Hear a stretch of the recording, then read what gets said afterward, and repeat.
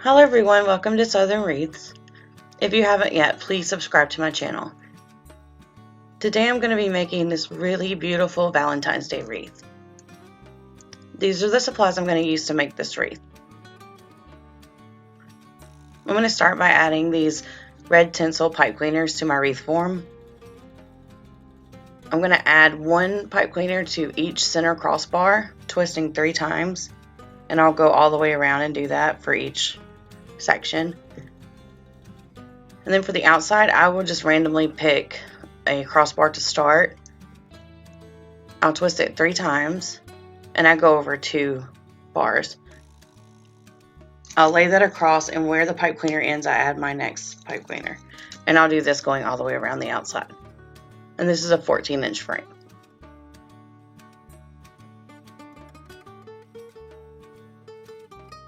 Right, once I add the last one, it should line up with the first one, which it did. And I'm going to use a 21-inch 21-inch white mesh for poofs on the bottom. I like to add poofs when I want more height on my wreath without having to use a work wreath form. The work wreath forms cost a lot more than the wire frames do, so I tend to lean more towards those. Because I sell my wreaths, every dollar counts, because I pass that, amount on to my customer, and I want it to be as affordable as possible, but still have good quality.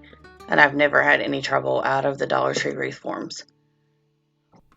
I'm going to make 10-inch poofs, and I'm just using my mat to help me measure how long my poofs are. And I do like to fluff them as I go.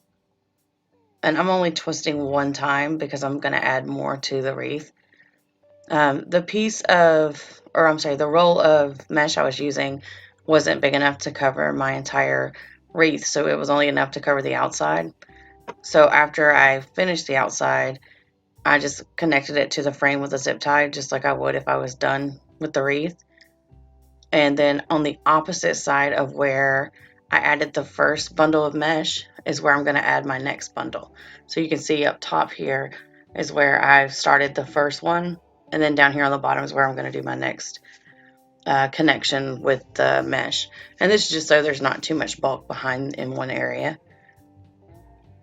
And then I'm just going to continue making 10-inch poofs around the center. And I have several rolls of mainly white mesh because I like to use that for a base. So all of them have different amounts on them, and I don't like to waste, so I'll use what I've got. And then at the end, I will trim it away, push it through to the back, and connect it, just like I did before. And you won't know the difference unless you look at the back. And I do like to use zip ties to attach my mesh to the frame, just because I've had mesh come through pipe cleaners before. And if someone's buying this from me, I don't want them to have to deal with that. I don't want to have to deal with that, so.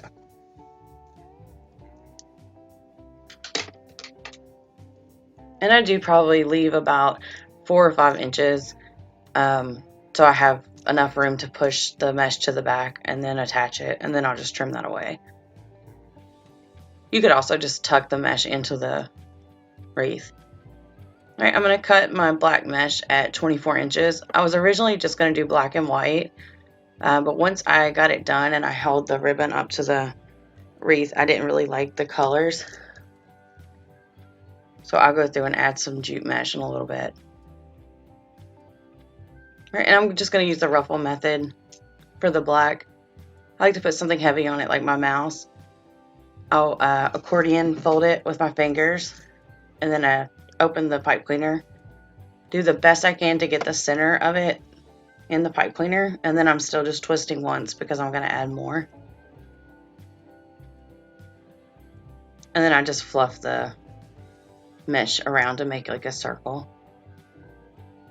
And here I'll just show you quickly again how I do it. I really love the black and white look together. I just felt like there was something missing when I laid the sign over it with the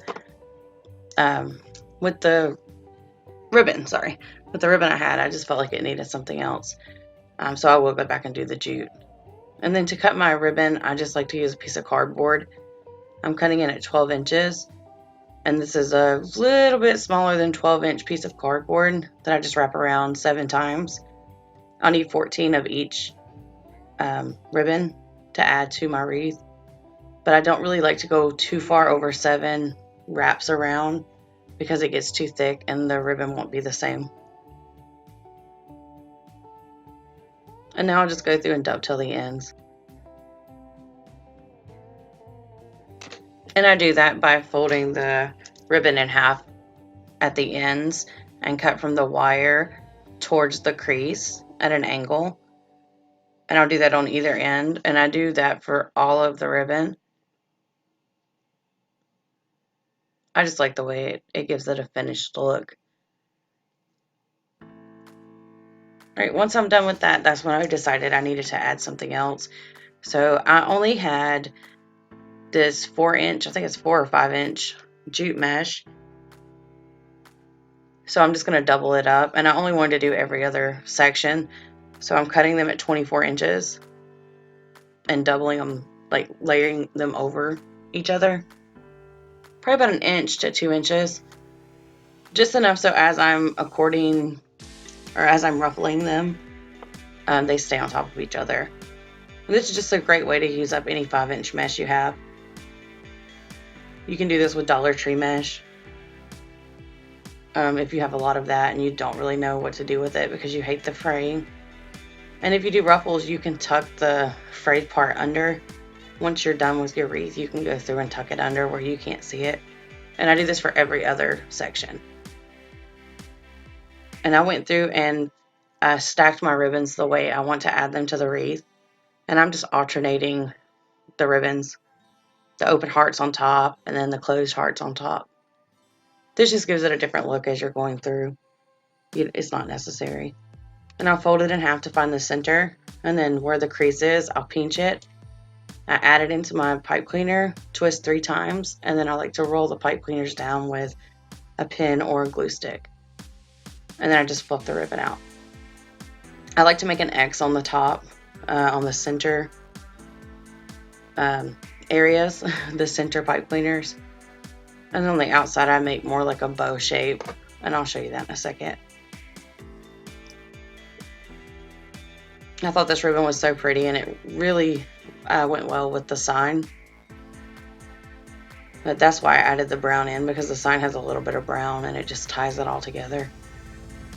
I like the rich red colors you get when you mix it with black. Now here I'm going to show you how I do the outside. I add it exactly the same as the top, but when I fluff my ribbons, the 2 top ribbons, I kind of do straight across, and then the bottom ones fan out. And this just, to me personally, makes it where you can still see all of your ribbons, but they're still fanned out, if that makes sense. I don't like a lot of overlapping ribbon. I feel like you lose a lot of it at that point. And some ribbon is really expensive, and you want to make sure you conserve it.